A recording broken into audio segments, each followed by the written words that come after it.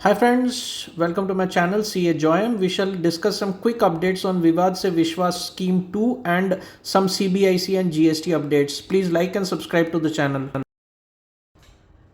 Hi friends, back after Diwali. Hope you had a wonderful Diwali and happy Bhai Dooj belated.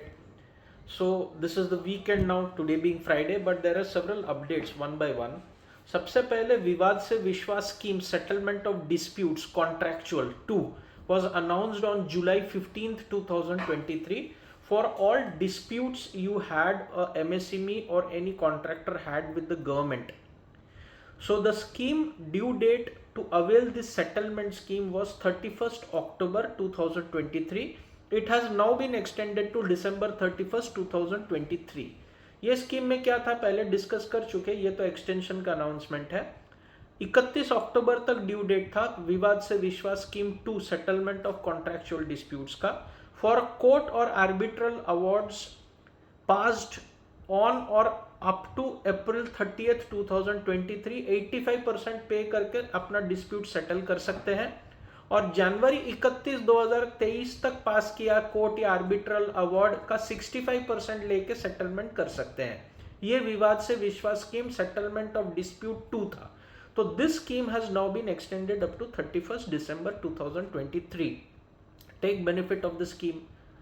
Second update is, अब अगर GSTR 2B में जो online ITC available है GST में और आपका claim किया ITC में अगर डिफरेंस है तो GST पोर्टल में नया फीचर इंट्रोड्यूस किया गया है. अगर ये डिफरेंस आइडेंटिफाई होता है तो ऑनलाइन इमीडिएटली DRC 01C चालान और इंटीमेशन जनरेट हो जाएगा आपको.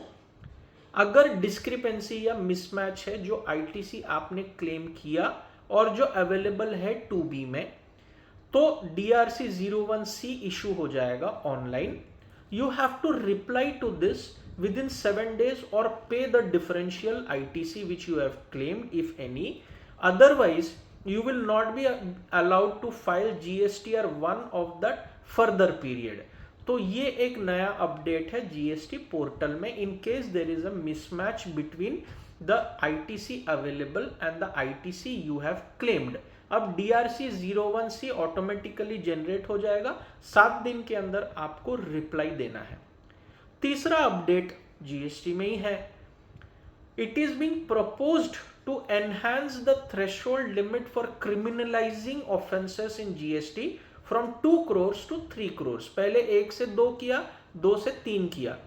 सेक्शन 132 के अंतर्गत 2 CR के ऊपर के एक्टिविटीज जो फ्रॉडुलेंट एक्टिविटीज है, फेक इनवॉइस है, जो क्रिमिनलाइज्ड ऑफेंसेस है, उसमें 3 साल तक के जेल हो सकता है.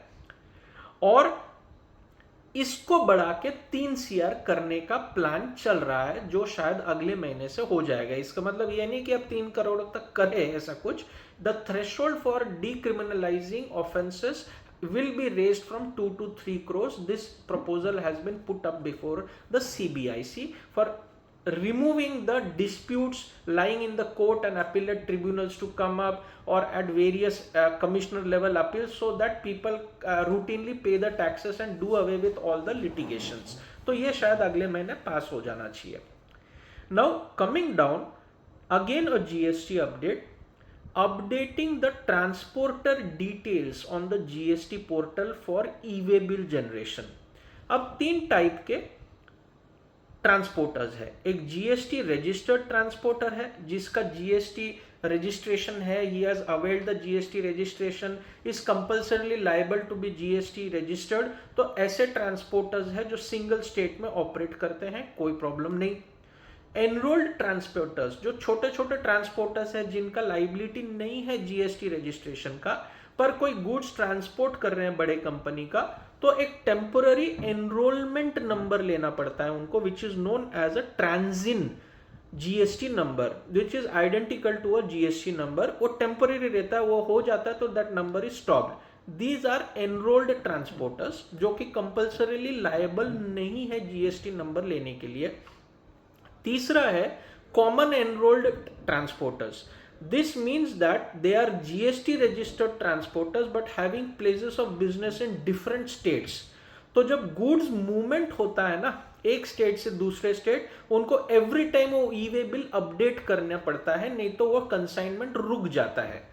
So to do away with this, on 10th November, the CBIC has passed to common enrolled transporters जो है to update their GST numbers and consolidate all the GST numbers under one head while issuing the e-way bill. Means जो GST number है वो रह गई, consolidated GST number जैसा आप डालेंगे तो आपको एक नया कॉमन आईडी दिया जाएगा।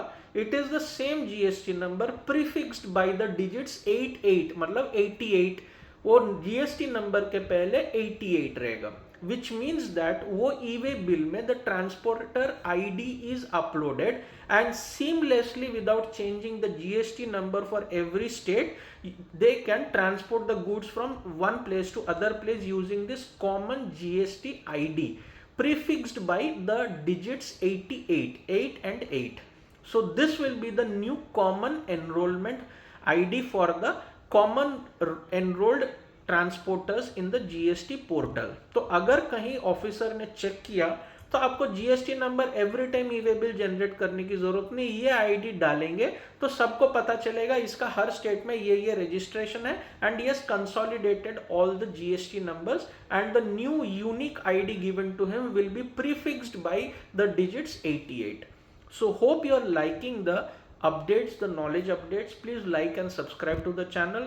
Thank you for helping me cross 400 subscribers. Please view the count also should increase. It's a request. So, and I will be happy to share more knowledge updates in future. Have a nice week ahead.